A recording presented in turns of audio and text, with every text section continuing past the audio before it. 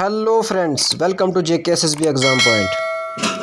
Friends, आज का जो हमारा टॉपिक है वो मोस्ट इम्पॉर्टेंट टॉपिक रहने वाला है हर एग्ज़ाम के लिए, तो वीडियो को एंड तक ज़रूर देखें।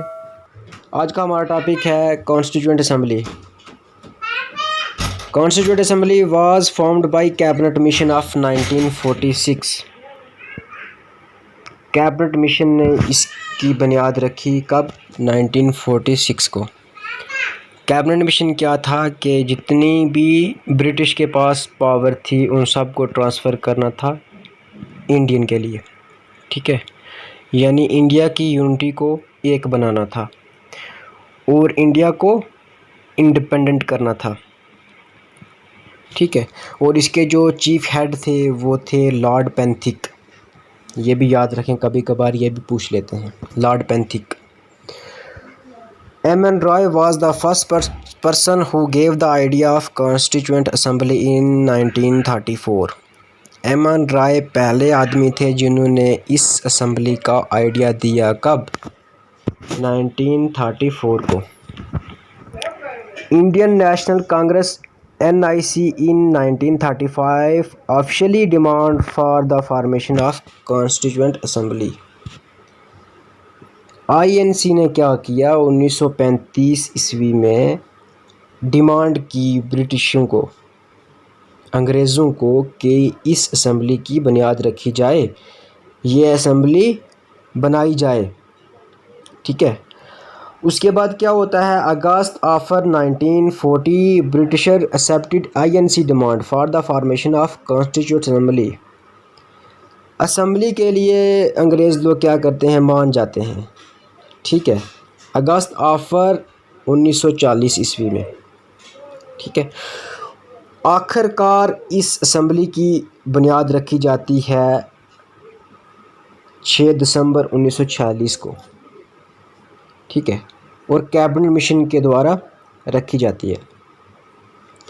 इसकी जो पहली मीटिंग होती है कब होती है? First meeting of assembly was held on 9 दिसंबर 1946। यहाँ पे 1946 है, ठीक है, इसको करेक्ट कर लें, ये मिस्टेक है, sorry. In which doctor Sachchidanand Sinha was elected as temporary president of constitution assembly.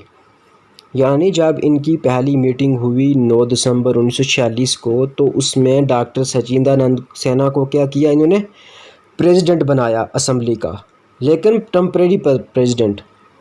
और जस्ट 2 दिन के बाद क्या होता है कि दोबारा एक नेक्स्ट मीटिंग आती है, ठीक है। उस मीटिंग में क्या करते हैं कि डॉक्टर राजेंद्र प्रसाद को परमानेंट प्रेसिडेंट बनाते हैं, ठीक है। इसको टेम्परेरी बनाते हैं। कभी कभार क्या करते हैं ना कि एग्ज़ाम में क्वेश्चन पूछ लेते हैं कि फर्स्ट प्रेसिडेंट ऑफ असेंबली कौन था, तो डॉक्टर सच्चिदानंद सिन्हा इसका राइट आंसर रहेगा। अगर टेम्परेरी पूछा गया तो यही रहेंगी, ठीक है। अगर परमानेंट पूछा गया कि परमानेंट प्रेसिडेंट ऑफ असेंबली कौन था, तो डॉक्टर राजेंद्र प्रसाद। ये चीज़ याद रखें।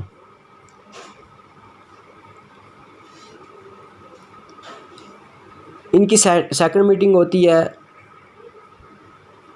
11 दिसंबर 1946 in which doctor Rajendra Prasad was elected as permanent president of constitution assembly, ठीक है। पहली मीटिंग में किसको बनाया जाता है प्रेसिडेंट? डॉक्टर सच्चिदानंद सिन्हा को, ठीक है।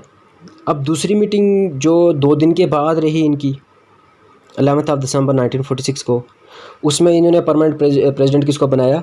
डॉक्टर राजेंद्र प्रसाद को, ठीक है। ये मोस्ट इंपॉर्टेंट है, हमेशा पूछते रहते हैं एग्ज़ाम में ये क्वेश्चन। उसके बाद क्या होता है? तो the total membership of constitution assembly was 389, of which 292 were representative of the states, 93 represented the princely states and 4 were the chief commissioner provinces of Delhi, Ajmer, Marwara, Coorg and British Balochistan.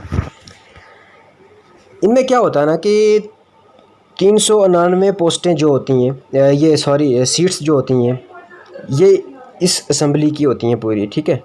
जिनमें डिवाइड की होती हैं 292 दी होती हैं रिप्रेजेंटेटिव स्टेट्स को, ठीक है, और 93 दी होती हैं प्रिंसली स्टेट्स को, और 4 रिज़र्व होती हैं किसके लिए, जहाँ पे जिन प्रोविंस में कमिश्नर बैठते थे।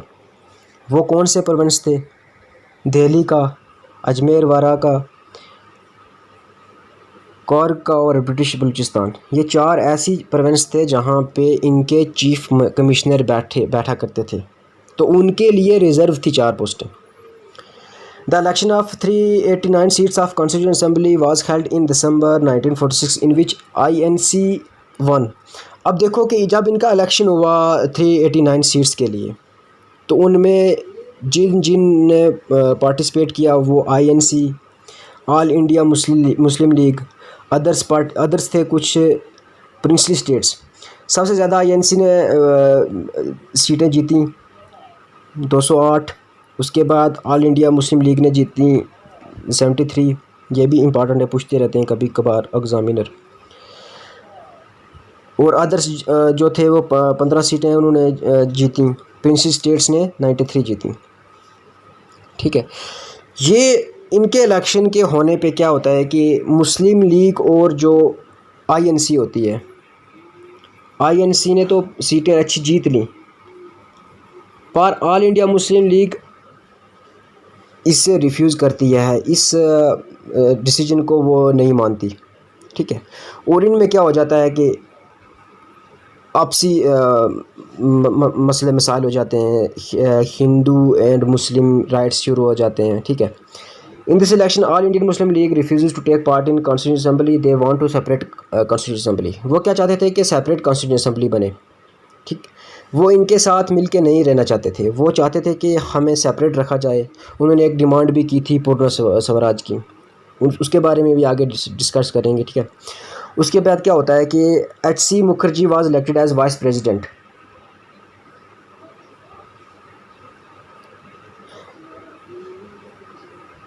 MN Roy elected as adviser of constituent assembly, ठीक है।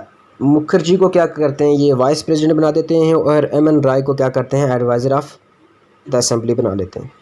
उसके बाद GV Mavalankar was elected as speaker of constituent assembly.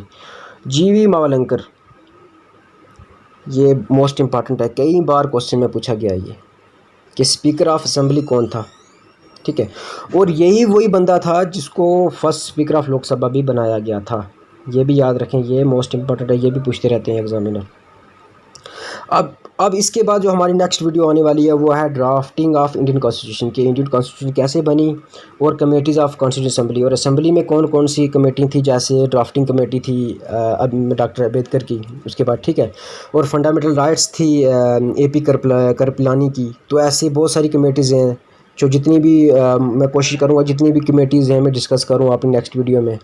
तो गाइस, हमारी वीडियो कैसी लगी, अगर अच्छी लगी हो तो लाइक ज़रूर करें, शेयर करें, और मुझे कमेंट बॉक्स में बता दें कि वीडियो कैसी लगी। तो हमारे चैनल को सब्सक्राइब करना ना भूलें, और बेल आइकन को प्रेस करें ताकि हर नई वीडियो जो मेरी आएगी उसका नोटिफिकेशन आप तक पहुंचता रहेगा। तो मिलते हैं नेक्स्ट वीडियो में, तब तक के लिए बाय बाय।